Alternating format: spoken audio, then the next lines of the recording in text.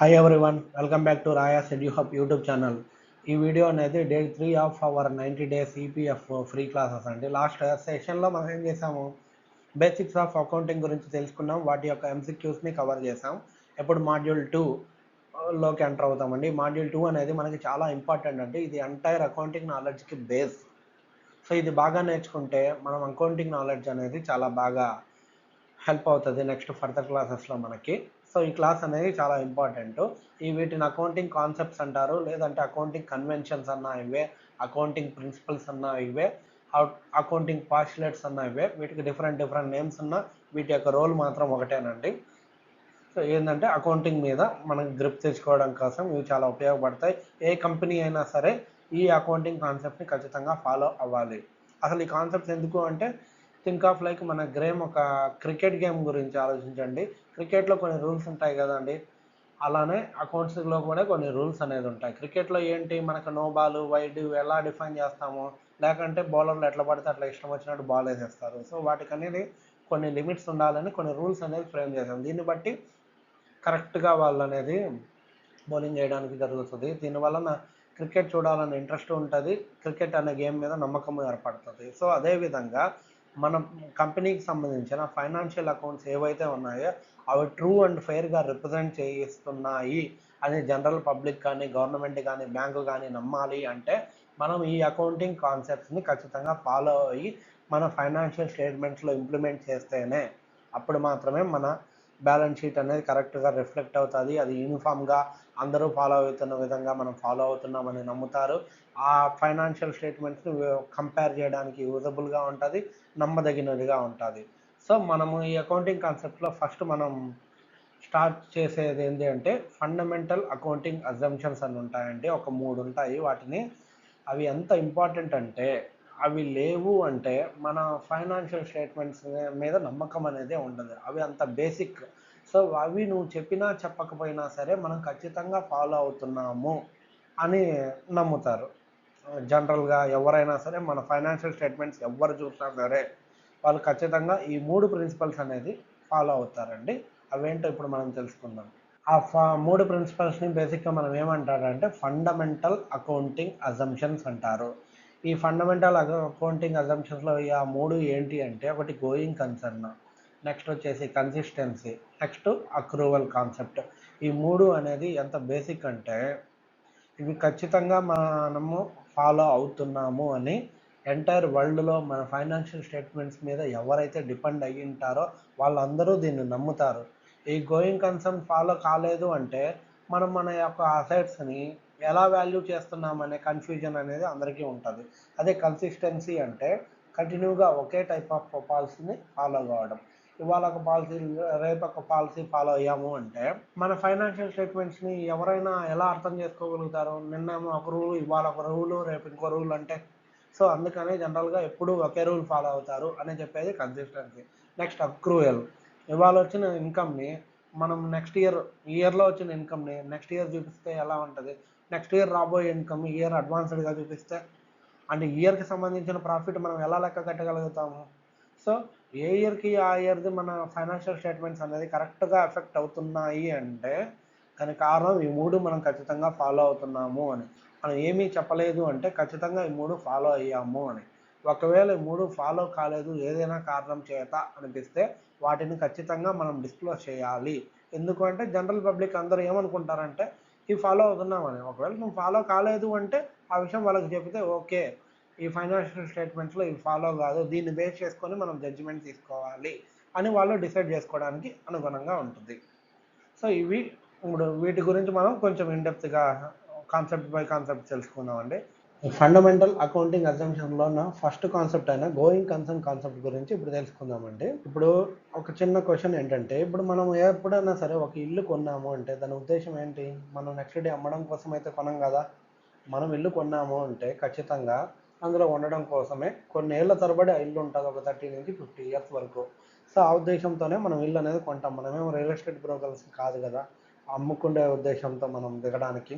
So మనం ఇల్లు కొన్నాము అంటే ఎక్కువ కాలం ఉంచడం కోసమే కొంటున్నాం. అదేవిధంగా అకౌంటింగ్ పర్స్పెక్టివ్లో ఏంటంటే, ఒక బిజినెస్ ఎవరైనా ఎస్టాబ్లిష్ చేశాడు అంటే దాని ఉద్దేశం ఏంటి అంటే ఆ బిజినెస్ అనేది ఫ్యూచర్లో కూడా కంటిన్యూ అవుతుంది. దాన్ని ఇమీడియట్గా మూసేసే ఉద్దేశంతో ఎవరు కూడా బిజినెస్ అనేది ఓపెన్ చేయరు.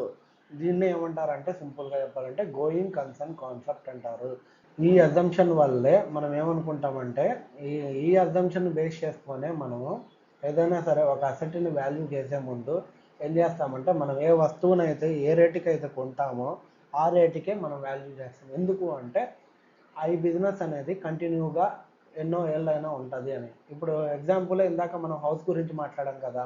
ఈ హౌస్ కనుక మనం కొన్నాము అంటే ఒక 10 years తర్వాత ఎవరన్నా మీరు హౌస్ ఎంత కొన్నారంటే ఏమని చెప్తాం? ఆ రోజు హౌస్ వాల్యూ నువ్వు 50 లక్షలు పెట్టి కొన్నాము అంటే 10 years తర్వాత ఎవరు అడిగినా కాడ నేను 50 లక్షలు పెట్టి హౌస్ కొన్నాను అనే చెప్తారు. కానీ ఆ 10 years తర్వాత మార్కెట్ వాల్యూ 2 crores ఉందనుకో, 2 crores పెట్టి నేను కొన్నానని చెప్పరు కదా. ఎందుకు అంటే హౌస్ని మనం అమ్మే ఉద్దేశంతో కొనలే, మనం అందులో ఉందాము, అది 30 నుంచి 50 years మన దగ్గర ఉండాలి అనే ఉద్దేశంతోనే మనం కొన్నాం. కాబట్టి ఎప్పుడైనా ఎవరైనా రేట్ అడిగితే అది మనం ఏ ప్రైస్కి అయితే కొన్నామో ఆ ప్రైస్ మాత్రమే చెప్తాము. అదే ఒకవేళ మనం అమ్మాల్సి వచ్చింది ఫ్యూచర్లో ఎప్పుడైనా అంటే అమ్మేటప్పుడు మాత్రమే మనం దాని యొక్క మార్కెట్ వాల్యూ ఏదైతే ఉందో అంటే రీసేల్ వాల్యూ ఏదైతే ఉందో ఆ రోజు 2 crores ఉందనుకోండి, అప్పుడు మనం 2 crores అమ్మినట్టుగా రికార్డ్స్లో రాసుకుంటాం. కానీ మనం అమ్మే ఉద్దేశం లేనప్పుడు ఎప్పుడైనా సరే కాస్ట్కే మనం వాల్యూ వేస్తాం. సో ఇలా కాస్ట్కి వాల్యూ చేయాలి అనే ఉద్దేశం దానికి గల కారణం ఏంటంటే గోయింగ్ కన్సర్న్ కాన్సెప్ట్. ఎందుకంటే ఏ బిజినెస్ అయినా ఎక్కువ కాలం ఉంటుంది. సో ఏదైనా సరే మనం ఆ బిజినెస్కి సంబంధించి ఏదైనా వస్తువు కొన్నాము అంటే ఆ వస్తువు యొక్క లైఫ్ ఎంత కాలం అయితే ఉంటుందో అంతకాలము ఆ వస్తువు యొక్క కాస్ట్ని ఇయర్ బై ఇయర్ మనం అనేది అలోకేట్ చేయాలి. ఎలా అలోకేట్ చేయాలంటే ఏ వస్తువు అయినా కొన్నప్పుడు ఎలా ఉందో 10 years తర్వాత అలా ఉండదు కదా. దాని వాల్యూ రోజు రోజుకి కొన్ని తరిగిపోతూ ఉంటుంది. దాన్ని ఏమంటారంటే మనం డిప్రిషియేషన్ అంటారు. ఈ డిప్రిషియేషన్ని ఏం చేస్తామంటే ఒక వస్తువు 10 years కనుక లైఫ్ ఉంది అంటే ఆ 10 yearsకి దాని యొక్క కాస్ట్ 10 lakhs అనుకుంటే every year 1 lakh, 10 lakhs divided by 10 అంటే 1 lakh. ఎవరీ ఇయర్ 1 lakh మనం డిప్రిషియేషన్ రూపంలో P&L అకౌంట్లో ఎక్స్పెన్స్ రూపంలో చూపించేసుకుంటాం. కానీ దాని కాస్ట్ ఏదైతే ఉందో అసెట్లో మన బ్యాలెన్స్ షీట్లో అసెట్లో ఒరిజినల్ కాస్ట్కి 10 lakhsకే చూపిస్తాం. కానీ దాని యాక్చువల్ వాల్యూ 10 lakhs కాదు కదా. కానీ మనం దీన్ని అమ్మం కాబట్టి కాస్ట్కే చూపించాలి కాబట్టి 10 lakhs కాస్ట్కి చూపిస్తాం. బట్ దాని యొక్క వాల్యూ ఇయర్ బై ఇయర్ తగ్గుతుంది కాబట్టి ఎంతైతే తగ్గుతుందో దాన్ని P&L అకౌంట్లో డిప్రిషియేషన్ రూపంలో చూపించుకుంటున్నాం. ఇదే గోయింగ్ కన్సర్న్ కాన్సెప్ట్ అంటారు. నెక్స్ట్ కాన్సెప్ట్ వచ్చేసి కన్సిస్టెన్సీ కాన్సెప్ట్ అండి. కన్సిస్టెన్సీ అంటే కన్సిస్టెంట్గా ఏదైనా ఒక విషయాన్ని ఫాలో అయితే దాన్ని కన్సిస్టెన్సీ అంటారు, అంతేగా. సో ఇక్కడ కూడా అంతే. మన బుక్స్ ఏవైతే ఉన్నాయో ఆ బుక్స్ ఎలా మెయింటైన్ చేయాలంటే కొన్ని అకౌంటింగ్ ప్రిన్సిపల్స్ మనం ఫాలో అవుతాం కదండి. అదే అకౌంటింగ్ ప్రిన్సిపల్స్ ప్రతి ఇయర్ కంటిన్యూస్గా ఫాలో అవ్వాలి కన్సిస్టెంట్గా. అప్పుడు మాత్రమే మన బుక్స్ అనేది కరెక్ట్గా రిఫ్లెక్ట్ అవుతున్నాయి అని మనం చెప్పడానికి వీలుగా ఉంటుంది. ఫర్ ఎగ్జాంపుల్ ఏంటంటే ఇది మనం ఇందాక ఎగ్జాంపుల్లో డిప్రిషియేషన్ తీసుకున్నాం కదా. ఇప్పుడు మన హౌస్ కొన్నాము, హౌస్ కాదు ప్లాంట్ అండ్ మిషనరీ అనుకుందాం. ప్లాంట్ అండ్ మిషనరీ కొన్నాం, దాని యొక్క లైఫ్ 10 years ఉంటుంది అంటే డిప్రిషియేషన్ని చాలా రకాలుగా అనేది క్యాలిక్యులేట్ చేస్తారండి. ఎక్కువగా వాడేది ఏంటంటే 2 types ఉంటాయి. ఒకటి స్ట్రైట్ లైన్ మెథడ్ అంటారు, రెండోది రిటర్న్ డౌన్ వాల్యూ మెథడ్ అంటారు. ఇప్పుడు ఈ ఇయర్ మనము స్ట్రైట్ లైన్ మెథడ్గా డిప్రిషియేషన్ వాడి P&L అకౌంట్లో మనం డిప్రిషియేషన్ బుక్ చేసాము అంటే అదే డిప్రిషియేషన్ ప్రతి ఇయర్ అసెట్ ఉన్నంత కాలం మనం వాడాల్సిందే. అదే నెక్స్ట్ ఇయర్ మళ్ళీ నేను లేదు నాకు రిటర్న్ డౌన్ వాల్యూ బెనిఫిట్గా ఉంది నేను దీనికి వాడతాను అంటే ఎలా కంపేర్ చేయగలుగుతాం? ఇప్పుడు స్ట్రైట్ లైన్ మెథడ్ వల్ల నువ్వు 1 lakh ఎక్స్పెన్స్గా చూపించావు అంటే రిటర్న్ డౌన్ వాల్యూగా 90,000 చూపించావు అంటే ఇప్పుడు ఎక్స్పెన్స్ తక్కువ చూపించాం 90,000. దీనివల్ల ఏంటంటే 10,000 ప్రాఫిట్ అనేది మనకు పెరిగిపోయి ఉంటుంది. 10,000 ప్రాఫిట్ పెరిగింది అంటే మనము ఇలా ప్రిన్సిపల్ మార్చినప్పుడల్లా నార్మల్ జనాలకి ప్రాఫిట్ చూపించాలి అనుకుంటే ఇట్లా ఎప్పుడు పడితే అప్పుడు ప్రిన్సిపల్ మార్చుకుంటూ పోతాం. దీనివల్ల ఏంటంటే కరెక్ట్ ప్రాఫిట్ ఏది అనేది జడ్జిమెంట్ చేయలేము మనం.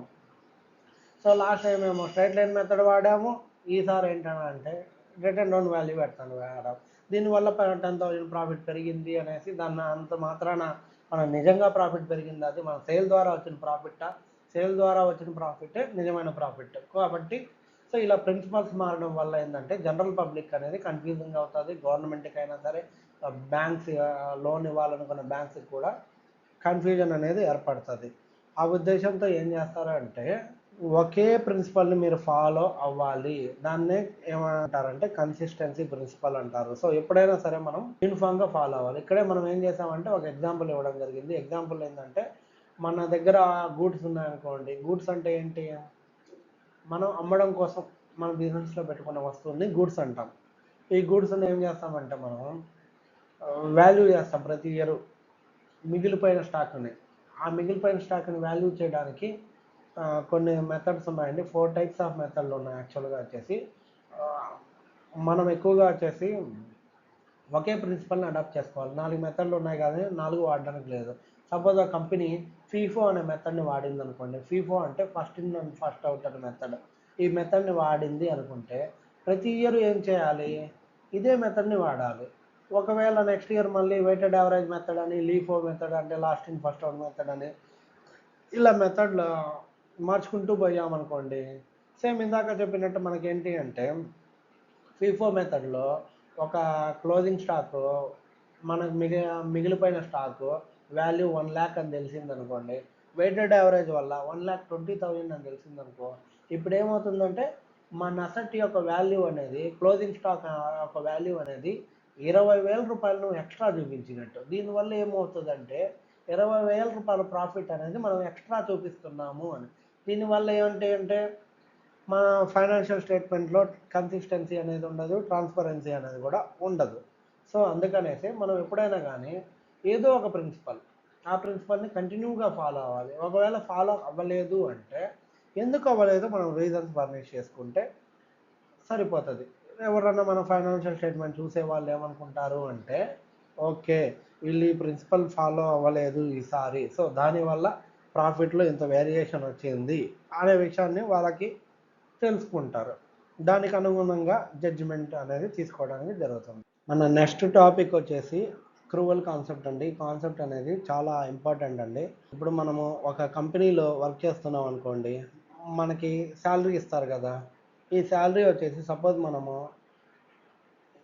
ఏప్రిల్ మంత్లో వర్క్ చేసాము, మన శాలరీ ఎప్పుడు వస్తుంది? జనరల్గా అయితే అదే మంత్లో వస్తాయి. గవర్నమెంట్ కంపెనీస్లో అయితే. ప్రైవేట్ కంపెనీస్లో ఎలా అంటే నెక్స్ట్ మంత్లో రావచ్చు. మే 1 నుంచి 5 మధ్యలో వచ్చింది శాలరీ. సో ఇప్పుడు 1 నుంచి 5 మధ్యలో వచ్చిందంటే ఇప్పుడు నువ్వు శాలరీ వచ్చింది కదా, నీకు ఏ నెల శాలరీ వచ్చిందంటే ఏం చెప్తాం? మనం ఏ నెలలో పనిచేసామో ఆ నెల శాలరీ వచ్చిందని చెప్తాం, కానీ డబ్బులు ఎప్పుడైతే రిసీవ్ చేసుకున్నామో ఆ నెల శాలరీ అనం కదా. సో ఇప్పుడు ఏప్రిల్లో వర్క్ చేశాం కాబట్టి నాకు ఏప్రిల్ శాలరీ వచ్చింది, కాకపోతే రావడం ఎప్పుడు వచ్చిందంటే మేలో వచ్చింది. అంతేకాని మేలో వచ్చినంత మాత్రాన నాకు మే శాలరీ వచ్చిందని అనం కదా. సో ఇలానే అకౌంట్స్లో కూడా ఏం చెప్పుద్ది అంటే మన అక్రూవల్ అనే ఒక కాన్సెప్ట్ ఉంది. ఆ కాన్సెప్ట్ ఏం చెప్పుద్ది అంటే ఇన్కమ్ అనేది ఎప్పుడు రికార్డ్ చేయాలి అంటే మనం ఎప్పుడైతే ఎర్న్ చేసామో, అంటే ఎప్పుడైతే సంపాదించామో అప్పుడు మాత్రమే దాన్ని రికగ్నైజ్ చేసి రికార్డ్ చేయాలి. అంటే రికగ్నైజేషన్ అంటే గుర్తించి దాన్ని ఇన్కమ్గా మన బుక్స్లో రికార్డ్ చేసుకోవాలి. అదేవిధంగా ఎక్స్పెన్సెస్ కూడా ఎప్పుడైతే మనం ఇంకర్ అవుతామో అప్పుడు మాత్రమే మనం బుక్స్లో రికార్డ్ చేయాల్సిందే. యాక్చువల్ క్యాష్ ఎప్పుడైతే మనం రిసీవ్ చేసుకుంటామో అప్పుడు చేయకూడదు అని చెప్పుద్ది. దానికే ఇక్కడ వచ్చేసి మనకి ఎగ్జాంపుల్ ఏంటంటే సేమ్ ఇందాక చేసిందే. అప్పుడు ఏప్రిల్ మంత్ అన్నాం, ఇక్కడ ఏంటంటే డిసెంబర్ మంత్ ఇవ్వడం జరిగింది. డిసెంబర్ మంత్లో మనకి శాలరీ ఏంటంటే కంపెనీ పే చేసింది. ఎప్పుడు పే చేసింది? డిసెంబర్ మంత్ శాలరీస్ని జనవరిలో పే చేసింది. ఇప్పుడు ఏం చేస్తుందంటే కంపెనీ ఆ శాలరీ అనేది కంపెనీకి ఎక్స్పెన్స్. ఆ ఎక్స్పెన్స్ని ఎప్పుడు రికార్డ్ చేయాలి? డిసెంబర్లో రికార్డ్ చేయాలి. అంతేగాని నువ్వు జనవరిలో నేను డబ్బులు ఇచ్చాను కదా జనరల్లో చేస్తామంటే చేయకూడదు. ఎందుకు చేయకూడదు అంటే అదే మన అక్రూవల్ కాన్సెప్ట్ యొక్క ప్రిన్సిపల్. అక్రూవల్ కాన్సెప్ట్ ప్రకారము మన క్యాష్ ఎప్పుడు పోయింది అనేది కాదు, ఎగ్జాక్ట్గా వర్క్ అనేది ఎప్పుడు కంప్లీట్ అయింది, ఆ క్యాష్కి రిలేటెడ్ వర్క్. సో మనకి ఎప్పుడు కంప్లీట్ అయింది? డిసెంబర్లో కంప్లీట్ అయ్యింది కాబట్టి సో మనం ఎక్స్పెన్స్ కూడా డిసెంబర్ కిందకే బుక్ చేయాలి. అప్పుడే మన కంపెనీ యొక్క ఫైనాన్షియల్ పర్ఫార్మెన్స్ అనేది కరెక్ట్గా చూపిస్తుంది అని దీని యొక్క మీనింగ్. నెక్స్ట్ వచ్చేసి బిజినెస్ ఎంటిటీ కాన్సెప్ట్. ఈ బిజినెస్ ఎంటిటీ కాన్సెప్ట్ ఏం చెప్పుద్దంటే ఓనరు నెక్స్ట్ కంపెనీ రెండు వేరు వేరు అని చెప్పుద్దండి. దీనికి ఫర్ ఎగ్జాంపుల్ చూసుకున్నట్టయితే మనము ఏదైనా సరే ఇద్దరు వ్యక్తులు ఉన్నారు, ఏ అండ్ బి అనే వ్యక్తులు. వాళ్ళు షాప్కి వెళ్ళారండి ఏదో వస్తువు కొనుక్కోవడానికి. షాప్ కీపర్ ఏం చేస్తారు? వాళ్ళిద్దరిని ఇద్దరు వేరు వేరు కస్టమర్ల కిందకే ట్రీట్ చేస్తాడు. సో అదే విధంగా అకౌంట్స్ కూడా ఏం చెప్పొద్దు అంటే, ఓనరే ఆ బిజినెస్ స్థాపించినప్పటికీ కూడా అకౌంటింగ్ పర్స్పెక్టివ్లో ఓనరు ఆ బిజినెస్ రెండు వేరు వేరుగానే చూడండి అంటది. సో ఈ ప్రిన్సిపల్ ప్రకారమే ఏం చేస్తామంటే మనము మన ఓనర్కి సంబంధించిన పర్సనల్ ఎక్స్పెన్సెస్ ఏవైతే ఉన్నాయో అవి మనం బిజినెస్లో చూపించము, సపరేట్గా రాసుకుంటాం. ఫర్ ఎగ్జాంపుల్ ఇప్పుడు బిజినెస్కి సంబంధించి ఒక 10 లక్షలు ఇన్వెస్ట్ చేశాడు అంటే ఓనరు ఆ 10 లక్షల్ని ఏంటంటే బిజినెస్ పాయింట్ ఆఫ్ వ్యూలో క్యాపిటల్ అంటే బిజినెస్కి అది లయబిలిటీ. ఆ లయబిలిటీకి ఏంటంటే లయబిలిటీ అని చెప్పకుండా బిజినెస్ ఓనరు పెట్టిన పెట్టుబడి కాబట్టి దానికి క్యాపిటల్ అని ఒక నేమ్ ఇవ్వడం జరుగుతుంది. సో ఈ ఎప్పుడైనా సరే బుక్స్లో ఏంటి అంటే ఓనర్ ఇంత క్యాపిటల్ పెట్టారు కాబట్టి ఎప్పుడైనా సరే ఓనర్కి సంబంధించిన అమౌంట్ 10 lakhs మన బుక్స్లో ఉంది అని బిజినెస్ ఎప్పుడు తన బ్యాలెన్స్ షీట్లో చూపించుకోవడం జరుగుతుంది. సో అదేవిధంగా ఓనర్ ఎప్పుడైనా సరే తన పెట్టిన క్యాపిటలే కదా అనేసి అందులో నుంచి 1,00,000 తీసుకున్నాడు అంటే తన ఓన్ ఖర్చుల కోసం, లైక్ పిల్లల స్కూల్ ఫీజు కోసము ₹1,00,000 తీసుకున్నారు అనుకోండి. ఈ ₹1,00,000 ఏం చేస్తామంటే మనం బిజినెస్ ఎక్స్పెన్స్ కిందకి రాయము. మనం దాన్ని సపరేట్గా డ్రాయింగ్స్ అని రాసి మన క్యాపిటల్ ఓనర్ యొక్క క్యాపిటల్ని తగ్గించేస్తాం. అంటే ఇప్పుడు ఓనర్ 10 లక్షలు పెట్టాడని కాదు, 10 లక్షలు పెట్టాడు, అందులో నుంచి మళ్ళీ 1,00,000 తీసేసుకున్నాడు. సో ఓనర్ ఇన్వెస్ట్ చేసింది వచ్చేసి టోటల్ 9 లక్షలే. ఈ బ్యాలెన్స్ షీట్ యొక్క ప్రిన్సిపల్ ఏంటంటే ఎప్పుడైనా సరే assets equal to liabilities plus capital. అంటే 10 లక్షలు మనకి ఓనర్ బిజినెస్లో పెట్టాడు అంటే 10 లక్షలు ఏంటంటే లయబిలిటీ సైడ్ చూపిస్తాము. అదే 10 లక్షలు ఏదైనా క్యాష్ రూపంలోనో బ్యాంక్ అకౌంట్ రూపంలోనో డిపాజిట్ చేశాడంటే అసెట్ సైడ్ 10 లక్షలు cash in hand, cash in bank అని రాసుకుంటాం. సో ఇప్పుడు ₹1,00,000 విత్డ్రా చేశాడు అంటే ₹1,00,000 క్యాపిటల్ తగ్గింది కాబట్టి క్యాపిటల్ తగ్గిస్తాం. అప్పుడు క్యాపిటల్ ఏంటంటే 9 లక్షలు అయింది. సో నెక్స్ట్ ఏం అవ్వాలి, అసెట్ కూడా 9 లక్షలు అవ్వాలి. 9 లక్షలు ఎలా అవుతుంది, తను ₹1,00,000 క్యాష్ వాడుకున్నాడు కాబట్టి క్యాష్ వెళ్ళిపోయింది మన దగ్గర నుంచి. సో బ్యాలెన్స్ షీట్లో క్యాష్ అనేది ₹1,00,000 తగ్గిస్తాం. సో ఇప్పుడు 9 లక్షలు బ్యాలెన్స్. సరే ఇప్పుడు ఎప్పుడైనా సరే అసెట్స్ అనే అసెట్స్ ప్లస్ లయబిలిటీస్ ఎప్పుడు కూడా బ్యాలెన్స్ షీట్లో ఈక్వల్గా ఉంటుంది ఈ విధంగా. సో ఇది అంటే మన బిజినెస్ ఎంటిటీ కాన్సెప్ట్ అనేది. నెక్స్ట్ వచ్చేసి మనీ మెజర్మెంట్ కాన్సెప్ట్ అనేది. మనం స్టార్టింగ్లో చూసాంగా అకౌంటింగ్ యొక్క డెఫినేషన్. అందులో ఏం చెప్పామంటే మనం ఎప్పుడైనా సరే ఒక ఫైనాన్షియల్ ట్రాన్సాక్షన్స్ మాత్రమే మన బుక్స్లో రికార్డ్ చేయాలి, వేరే ఎటువంటి ట్రాన్సాక్షన్స్ కూడా మనం రికార్డ్ చేయకూడదు అని మనకి డెఫినేషన్లోనే ఉంది కదా. సో ఆ ఫైనాన్షియల్ కాన్సెప్ట్స్ ఏంటి అంటే మనీ రిలేటెడ్ కాన్సెప్ట్స్. ఈ మనీ రిలేటెడ్ కాన్సెప్ట్స్ మాత్రమే రికార్డ్ చేయాలి అని మనకి ఏ ప్రిన్సిపల్ చెప్పుద్ది, మనీ మెజర్మెంట్ కాన్సెప్ట్ అనే ప్రిన్సిపల్ చెప్పుద్ది మనకి. సో దీన్ని ఒక ఎగ్జాంపుల్గా చూసుకున్నట్టయితే ఒక కంపెనీ ఒక సిఇఓని హైర్ చేసింది. ఆ సిఇఓకి చాలా గొప్ప లీడర్షిప్ స్కిల్స్ ఉన్నాయి, అతనికి చాలా వ్యాస్ట్ ఎక్స్పీరియన్స్ ఉంది ఆ ఫీల్డ్లో. నెక్స్ట్ అతని యొక్క విజన్ అనేది చాలా అడ్వాన్స్డ్గా ఉంది. దీనివల్ల ఏంటంటే కంపెనీ యొక్క పర్ఫార్మెన్స్ చాలా బాగా ఇంప్రూవ్ అయ్యే అవకాశం ఉంటుంది. సో అంత బాగా ఇంప్రూవ్ అయింది అంటే కంపెనీ కూడా సేల్స్ అవన్నీ బాగా జనరేట్ చేయగలుగుతుంది. సో ఆ ఉద్దేశంతో మనము ఈ ఎంప్లాయీ సిఇఓ యొక్క స్కిల్ నేను బుక్స్లో రికార్డ్ చేస్తాను అంటే చేయకూడదు. ఎందుకు అంటే అతని యొక్క స్కిల్ని మనం మానిటరీ రూపంలో ఎక్స్ప్రెస్ చేయలేము కాబట్టి మనం అతని యొక్క స్కిల్స్ని మన బుక్స్లో రికార్డ్ చేయడానికి కుదరదు.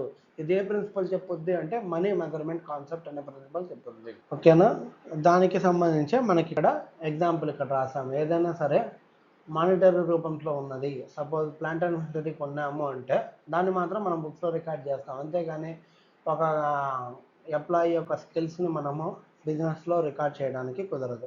నెక్స్ట్ వచ్చేసి మనకి హిస్టారికల్ కాస్ట్ కాన్సెప్ట్. దీన్నే సింపుల్గా కాస్ట్ కాన్సెప్ట్ అని కూడా అంటారండి. ఇదేంటంటే మనం స్టార్టింగ్లో మాట్లాడాం కదా గోయింగ్ కన్సర్న్ కాన్సెప్ట్ అని. అంటే ఒక కంపెనీని మనం స్థాపించాము అంటే అది చాలా ఏళ్ల తరబడి కంటిన్యూ అవుతుంది దాని బిజినెసెస్.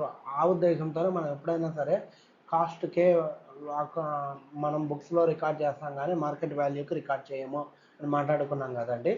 సో అలా రికార్డ్ చేయాలి అనేది మనకు చెప్పేది ఏంటంటే historical cost concept. Going concern concept ఏంటంటే బిజినెస్ అనేది కంటిన్యూ అవుతుంది ఏళ్ల తరబడి అని చెప్పుద్ది. సో అందులో రికార్డ్ చేసే బుక్స్లో ఉన్న వాల్యూ ఏంటి అంటే హిస్టారికల్ కాస్ట్ కాన్సెప్ట్ ప్రకారం మనం రికార్డ్ చేస్తాం. సో అందుకే ప్రతి కాన్సెప్ట్ కూడా ఒకదానికొకటి ఇంటర్ రిలేటెడ్గానే ఉంటుంది.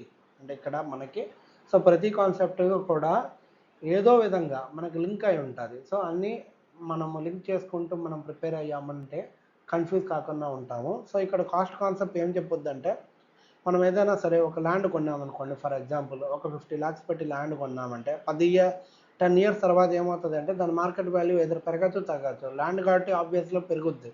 సపోజ్ ఒక 2 crores కనుక అయింది అంటే అప్పుడు మన బుక్స్లో ఎలా రికార్డ్ చేయాలి? మనం 2 crores రికార్డ్ చేస్తామా అంటే నో. ఎందుకు అంటే మనకు హిస్టారికల్ కాస్ట్ కాన్సెప్ట్ ఏం చెప్పుద్దంటే, మన రికార్డ్స్ని ఎప్పుడైనా సరే వాటి యొక్క ఒరిజినల్ పర్చేజ్ ప్రైస్కే రికార్డ్ చేయాలి.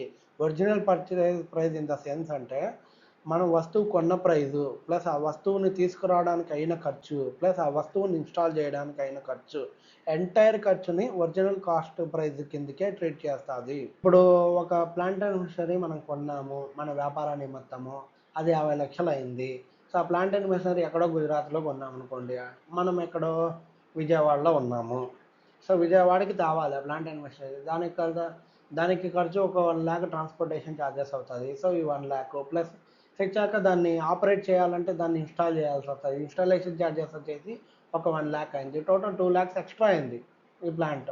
మనం వర్కింగ్లోకి తేవడం కోసం మనం ఎక్స్ట్రా ఎంత ఇంకర్ అంటే 2 lakhs ఎక్స్ట్రా ఇంకర్ అయినాయి. ఇప్పుడు కాస్ట్ ఎంత అంటే ఆ 50 lakhs కాదు, ఆ 50 lakhs plus 1 lakh transportation cost plus 1 lakh installation cost total కలిపి 2 lakhs, 52 lakhsని మనం కాస్ట్గా మన బుక్స్లో రికార్డ్ చేస్తాము. ఇదే మనకి కాస్ట్ అనే కాన్సెప్ట్ చెప్పుద్ది. ఇప్పుడు నెక్స్ట్ వచ్చేసి dual aspect concept. Dual aspect అంటే రెండు వైపులా అనే దాని గురించి చెప్పుద్దండి.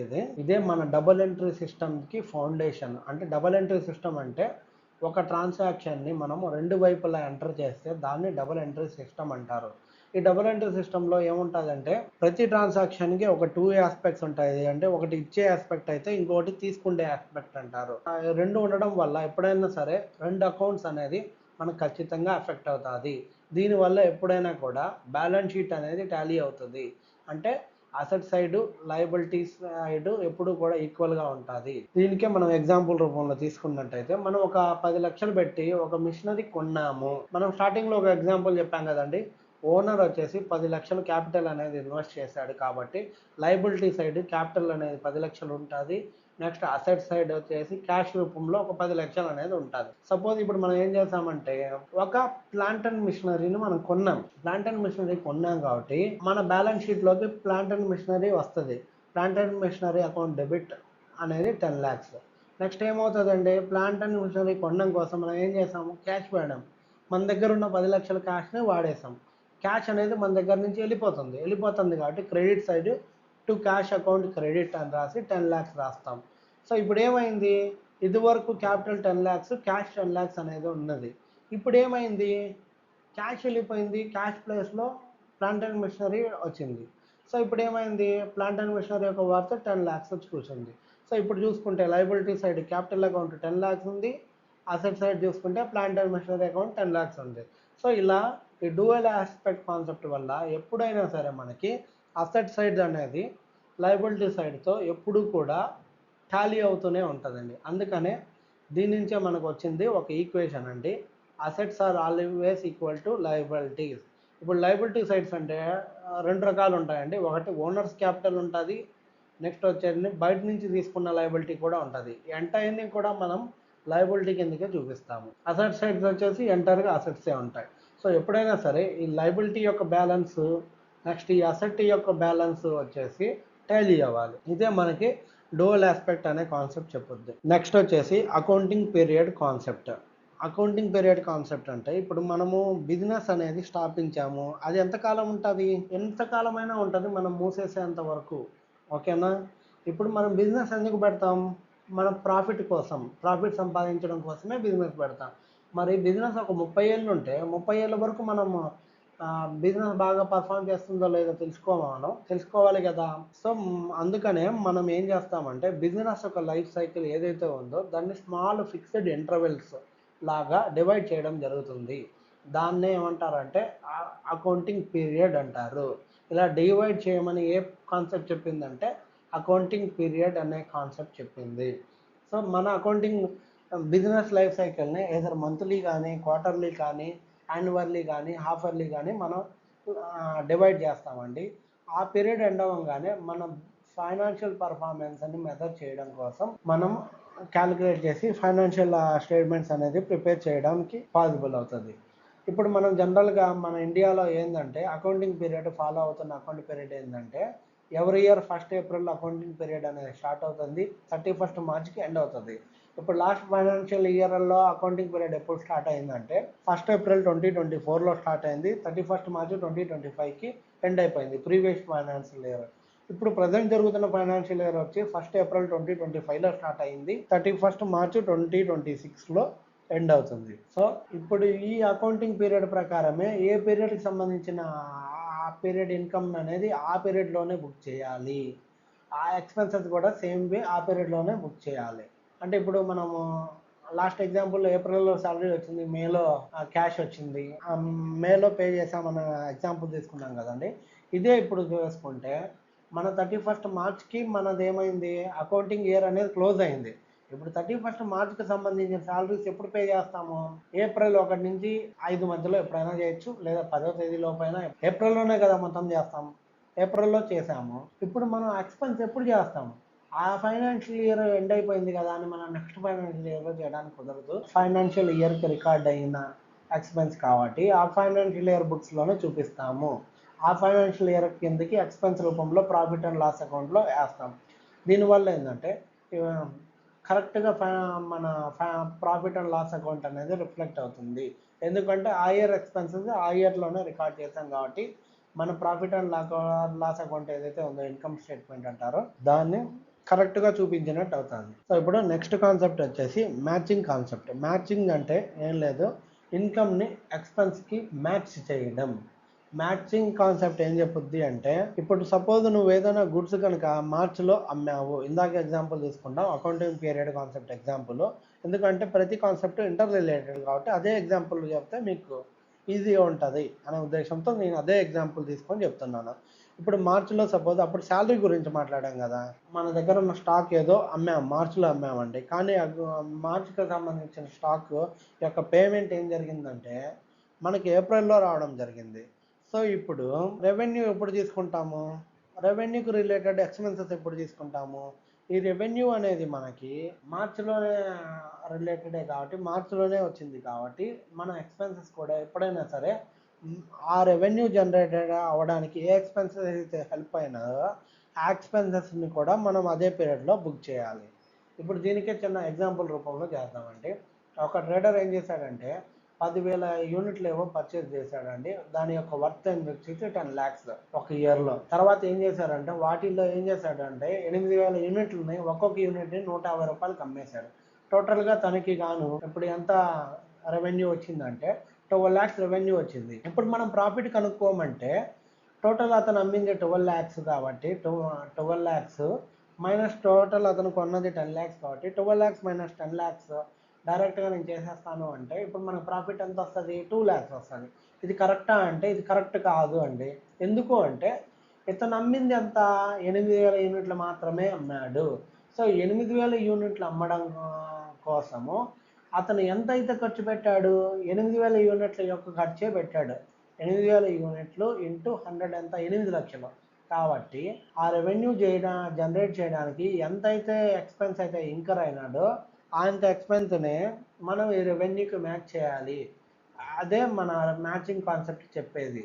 సో ఇప్పుడు 8,000 యూనిట్లు అమ్మాడు కాబట్టి దానికి 12 లక్షలు వచ్చింది కాబట్టి 8,000 యూనిట్లకి ఎంత కాస్ట్ ఇంకర్ అయ్యాడు, 8 లక్షలు ఇంకర్ అయ్యాడు కాబట్టి 8 లక్షలనే చూపించాలి.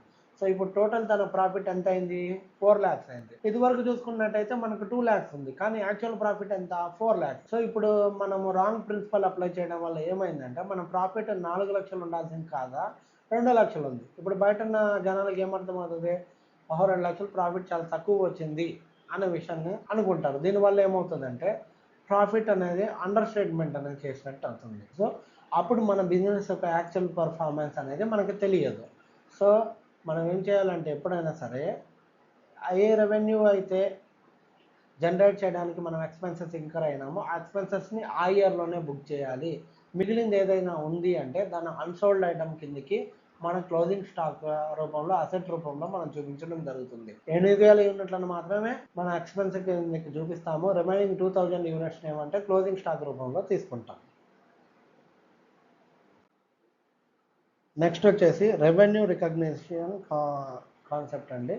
ఈ రెవెన్యూ రికగ్నిషన్ కాన్సెప్ట్ ఏంటంటే సేమ్ ఆల్రెడీ మనం అక్రూవల్ కాన్సెప్ట్ చూసాం కదా, సేమ్ దాని రిలేటెడే. అక్రూవల్ కాన్సెప్ట్లో ఏంటంటే రెవెన్యూ ప్లస్ ఎక్స్పెన్స్ రెండింటిని సేమ్ రిలేటెడ్ ఇయర్లో రికగ్నైజ్ చేయాలని చెప్పాము. ఇక్కడ రెవెన్యూలో ఏంటంటే ఓన్లీ రెవెన్యూ మీదే ఫోకస్ పెడుతుంది. రెండు సేమే, బట్ అక్కడ ఎక్స్పెన్స్ కూడా కవర్ అవుతుంది.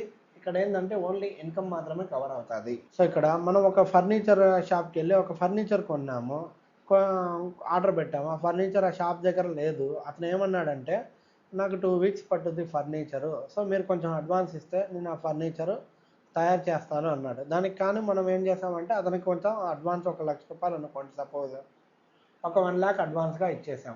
ఇప్పుడు అతను ఆ షాప్ కీపర్ ఏమని రాసుకోవాలా, తనకి డబ్బులు వచ్చాయి కాబట్టి 1 lakh, సో సేల్స్ అని రాసేసుకుంటామంటే కుదరదు, అది రెవెన్యూ కాదు. ఎందుకంటే మనము అతని దగ్గర కేవలం అడ్వాన్స్ మాత్రమే తీసుకున్నాము, అతనికి ఎటువంటి గూడ్స్ అనేది డెలివరీ చేయాలి. గూడ్స్ ఎప్పుడు డెలివరీ చేస్తామన్నాము, 2 వీక్స్ తర్వాత చేస్తాము అన్నాము.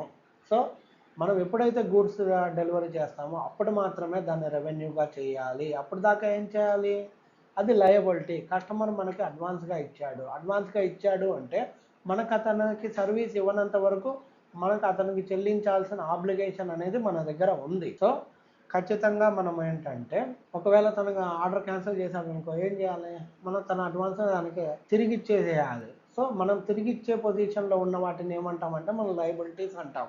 సో అతని యొక్క అమౌంట్ని మనం లయబిలిటీ కిందకి తీసుకుంటాం. ఎప్పుడైతే అతనికి మనము తను అడిగిన ఫర్నిచర్ డెలివరీ చేసేసామో అప్పుడు తన దగ్గర నుంచి తీసుకున్న అడ్వాన్స్ అమౌంట్ని రెవెన్యూ లాగా మనం రికార్డ్ చేసుకోవడానికి అవుతుంది. సేమ్ దానికే ఇక్కడ చిన్న ఎగ్జాంపుల్ రూపంలో చెప్పాను. ఒక వెబ్ డిజైన్ కంపెనీ ఏం చేసిందంటే ఒక వెబ్సైట్ అనేది డిజైన్ చేసేసి ఇచ్చేసింది క్లయింట్కి. ఎప్పుడు ఇచ్చింది, December 28న ఇచ్చేసింది. కానీ ఆ క్లయింట్ ఏం చేశాడంటే January 5th, అంటే ఇప్పుడు ఇక్కడ అకౌంటింగ్ ఇయర్ ఏం తీసుకున్నానంటే జనరల్గా మన అకౌంటింగ్ ఇయర్ 1st Aprilతో స్టార్ట్ అవుతుంది. కానీ ఇక్కడ నేనేంటంటే 1st Januaryకి తీసుకున్నాను. 1st January స్టార్ట్ అయిన అకౌంటింగ్ ఇయర్ ఏంటంటే 31st Decemberకి ఎండ్ అయిపోతుంది. సో ఇక్కడ అతను December 28కి వర్క్ అయిపోయింది, కానీ పేమెంట్ ఎప్పుడు రిసీవ్ చేసుకున్నాడు, January 5th తీసుకున్నాడు. ఇప్పుడు మనం దీన్ని బుక్స్లో ఎలా రికార్డ్ చేయాలి అంటే as per revenue recognition concept ప్రకారము వర్క్ ఎప్పుడు జరిగిపోయింది అంటే అతను వెబ్సైట్ డిజైన్ చేసి ఇచ్చేసింది December 28.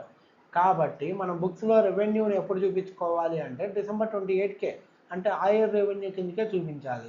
మనకు పేమెంట్ నెక్స్ట్ ఇయర్ వచ్చింది కదా, నేను నెక్స్ట్ ఇయర్లో రెవెన్యూ చూపించుకుంటున్నా అంటే నువ్వు వర్క్ చేసింది ఇయర్ కాబట్టి ఈ ఇయరే చూపించాలి.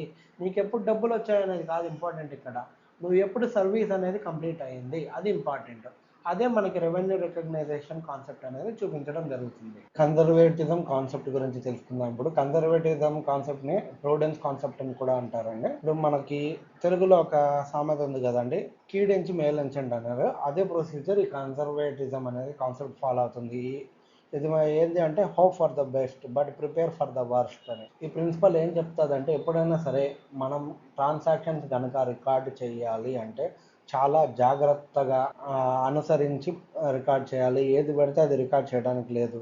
ఈ కాన్సెప్ట్ ఏం చెప్పొద్దు అంటే recognise all possible losses immediately but do not recognise gains until they are actually realised. మనకు పాసిబుల్గా ఏదైనా సరే ఒక లాస్ ఉంది అంటే దాన్ని వెంటనే రికగ్నైజ్ చేయండి. అదే ఒకవేళ మనకు గెయిన్ వచ్చే అవకాశం ఏదన్నా ఉంది అంటే దాన్ని రికగ్నైజ్ చేయకండి, దాన్ని అలా పోస్ట్పోన్ చేసేయండి అని. అంటే ఇప్పుడు మనం ఏదైనా సరే మన దగ్గర ఒక 10 లక్షలు ఉంది బ్యాలెన్స్ షీట్లో క్యాష్, మనకు ఒకవేళ 12 లక్షల కేసు ఏదన్నా కోర్టులో ఉంది లిటిగేషన్లో, సరే ఈ విషయం మనం ఏం తెలియకుండా ఎవరికి చెప్పకుండా మనం అలా వదిలేసామనుకో, సపోజ్ ఆ కేసు మన కంపెనీకి అగైనెస్ట్గా అయ్యింది అనుకోండి. ఇప్పుడు ఇన్వెస్టర్లు ఏముంటారంటే ఇలాంటి కేసెస్ ఏమీ లేవు కదా, కంపెనీ కొంచెం బాగానే ఉంది ఫైనాన్షియల్గా, క్యాష్లో కూడా ఒక 10 lakhs దాకా క్యాష్ ఉంది హ్యాండీగా, సో ఏం ప్రాబ్లం లేదని మన బ్యాలెన్స్ షీట్ చూసి డైరెక్ట్గా ఇన్వెస్ట్ చేసేస్తారు. సో ఈ కేసుని మనం హైడ్ చేసేసాము. తర్వాత ఏం చేస్తామంటే సడన్గా మనకు అగైనెస్ట్గా వచ్చేసి కోర్టు తీర్పు ఇచ్చింది. అప్పుడు ఏమవుతుందంటే మనం సడన్గా 12 లక్షలు పే చేయాల్సి వస్తుంది. ఇప్పుడు ఎక్కడి నుంచి తేగలుగుతుంది కంపెనీ ఆల్ ఆఫ్ సడన్? ఏ క్యాష్ని అయితే చూసి ఇన్వెస్టర్స్ అనేది కంపెనీలో ఇన్వెస్ట్ చేయడం జరిగిందో ఇప్పుడు ఆ క్యాషే లేదు. మొత్తం కలిపి మనం ఇంకా అడిషనల్గా 2 lakhs మనమే పే చేయాల్సి వస్తుంది. సో ఇలాంటి పాసిబుల్ అప్పుడు ఏమవుతుందంటే ఇలాంటి డెసిషన్స్ అనేది కంపెనీని చాలా బ్యాడ్గా అనేది ఎఫెక్ట్ చేయడం జరుగుతుంది. సో ఆ ఉద్దేశంతో ఏమంటారంటే ఇలాంటి ఏమన్నా సరే లాసెస్ ఉన్నాయి అంటే అవి జరగకపోని ముందే అలాంటి లాసెస్ ఏమన్నా ఉంటే మీ బుక్స్లో రాసేసుకోండి లాస్ రూపంలో. అదే ఒకవేళ మీకు ఏదైనా గెయిన్ రావాల్సి వచ్చిందంటే గెయిన్ మాత్రం చూపించకండి. అది వస్తుందో రాదో మనకు తెలియదు. వస్తుంది అనే ఉద్దేశంతో మనకి ఇప్పుడు కంపెనీకి ఒక ఆర్డర్ వచ్చింది, దానికి ఒక 10 లక్షల వర్తున్న ఆర్డర్ వచ్చింది. సో వచ్చింది కదా అనేసి వెంటనే మనం ఏం చేసేసామంటే మనం సేల్స్ కిందకి రాసేసామనుకోండి, రేపు ఆర్డర్ క్యాన్సిల్ అయిందంటే ఏంటి పరిస్థితి? సో అందుకనే పాసిబుల్గా వచ్చే గెయిన్స్ని చూపించకండి, బట్ పాసిబుల్గా వచ్చే లాసెస్ ఏదైనా సరే చూపించండి అని మనకి కన్జర్వేటిజం అనే ఒక కాన్సెప్ట్ చూపిస్తుంది.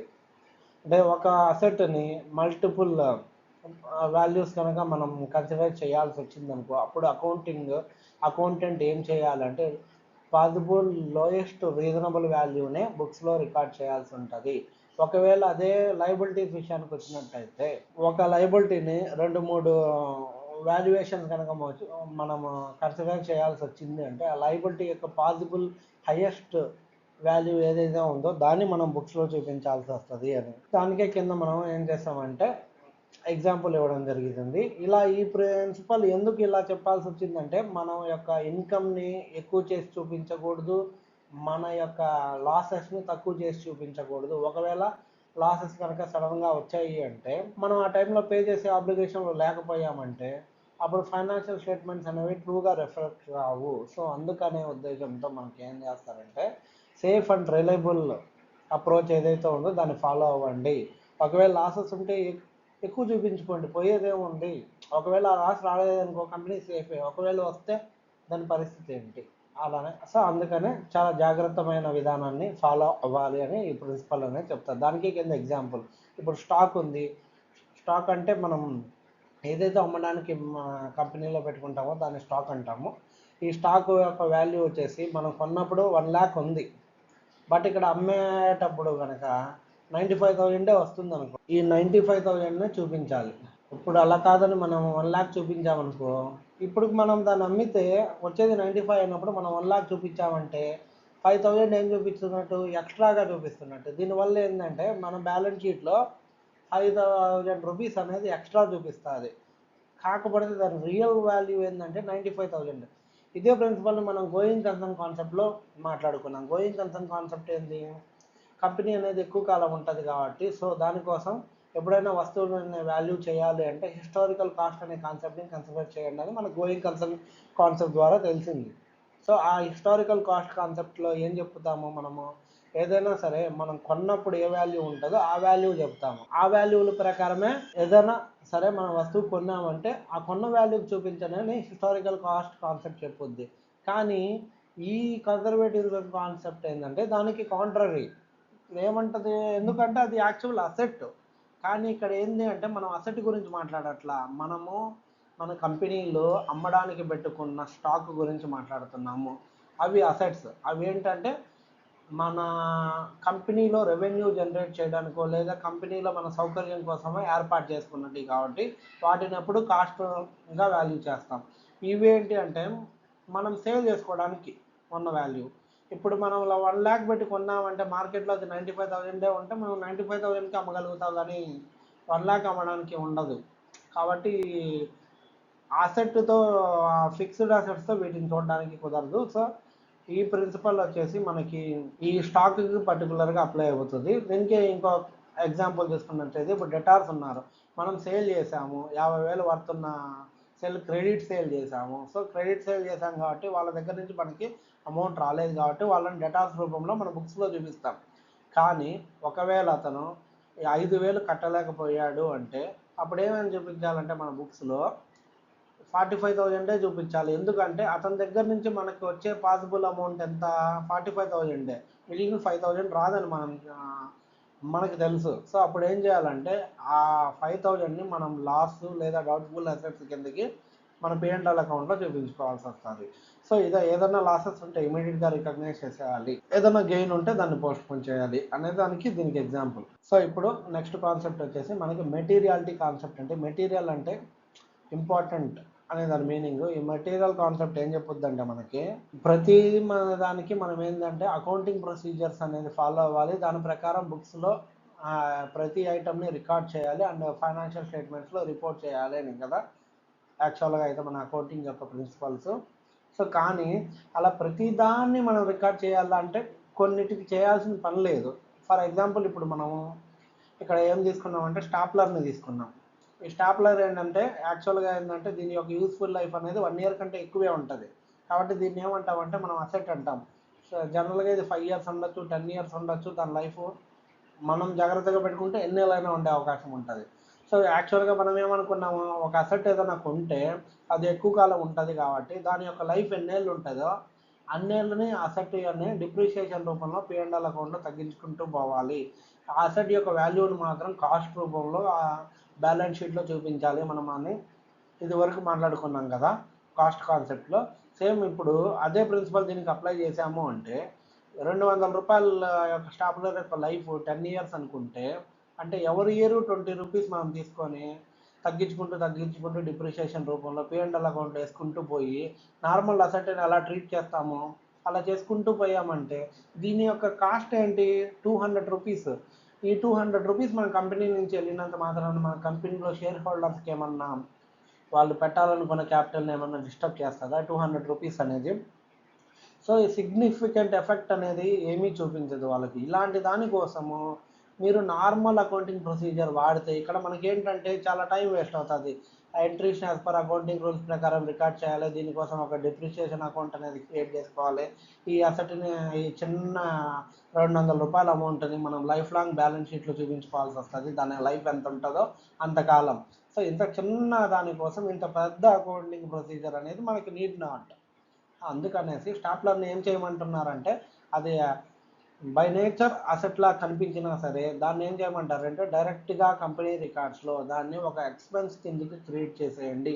ఆ పర్టికులర్ ఇయర్లో ఏ ఇయర్ అయితే మనం కొనింటామో స్టాప్లర్ ఆ ఇయర్లో మనం ఎక్స్పెన్స్ కిందకి చూపించేయమన్నారు. ఎందుకంటే ఈ అమౌంట్ అనేది చాలా చిన్న అమౌంట్. ఈ అమౌంట్ వల్ల ఏంటంటే మనకి ఓవరాల్గా మన ఫైనాన్షియల్ పిక్చర్లో పెద్ద మార్పు ఏమి ఉండదు. 200 రూపాయలు తేడా చూపించినంత మాత్రం మన కంపెనీకి ఏమీ నష్టమేం కలగదు కాబట్టి. సో ఇలాంటి చిన్న అమౌంట్ ఏదైతే కంపెనీల యొక్క ఫైనాన్షియల్ స్టేటస్ని అఫెక్ట్ చేయదో అలాంటి వాటిని మనం అకౌంటింగ్ ప్రిన్సిపల్ ఫాలో అవ్వాల్సిన పని లేదు, డైరెక్ట్గా నార్మల్ ట్రీట్మెంట్ తీసేసుకోవచ్చు అని ఈ మెటీరియాలిటీ కాన్సెప్ట్ చెప్పుద్ది. ఇంటర్లిక్విడ్ అకౌంటింగ్ కాన్సెప్ట్స్ వచ్చేసి ఇవన్నీ మనకి రెఫరెన్స్ కోసం ఇచ్చానండి. ఆల్రెడీ మనం చెప్పాను కదా ప్రతి ఒక్క అకౌంటింగ్ కాన్సెప్ట్ ఇంకో దానికి ఏదో విధంగా లింక్ అయి ఉంటుంది. అది ఏవి దేనికి పాసిబుల్గా రిఫ్లెక్ట్ అయ్యాయి అనేది కొన్ని ఇక్కడ ఎగ్జాంపుల్ కోసం ఇచ్చాను. మీరు ఒకసారి దీన్ని గో త్రూ అయ్యారంటే మీకు కొంచెం అవేర్నెస్ వస్తుంది అనే ఉద్దేశంతో దీన్ని ఇచ్చాను. ఇక్కడ ప్రతి కాన్సెప్ట్ మనం ఆల్రెడీ ఇండివిజువల్గా అనేది ఎక్స్ప్లెయిన్ చేయడం జరిగింది. జస్ట్ ఒకదానికి లింక్ కోసం ఇక్కడ పెట్టడం జరిగింది. ఇక్కడ చూసారంటే కన్సిస్టెన్సీ అండ్ కంపారబిలిటీ. ఇది కంపారబిలిటీ అనేది ఇది మనకేమి అకౌంటింగ్ కాన్సెప్ట్ కాదండి, బట్ ఇది ఫ్యూచర్ ఆఫ్ అకౌంట్. ఇప్పుడు మన ఫైనాన్షియల్ స్టేట్మెంట్స్ అండి కంపేర్ చేయడానికి అనుగుణంగా ఎప్పుడు ఉంటాయి, కన్సిస్టెంట్గా ఒక సిగ్నిఫికెంట్ అకౌంటింగ్ పాలసీ అనేది ఫాలో అయితే. సో అందుకనే ఉద్దేశంతో నేను ఇక్కడ దీన్ని ఇవ్వడం జరిగింది. సో ఇది జస్ట్ మీరు ఒకసారి చూస్తే మీకు అర్థమవుతుంది. దానికే ఇక్కడ ఇది జస్ట్ ఒక ఇమేజ్, వాటి గురించే ప్రతిదీ ఇంకో దానికి ఇంటర్లింక్డ్ ఉంటుంది అనే ఉద్దేశంతో నేను ఇక్కడ ఇవ్వడం జరుగుతుంది. This is the end of the session అండి. వీడియో కనుక మీకు నచ్చినట్టయితే please like, share and subscribe my channel.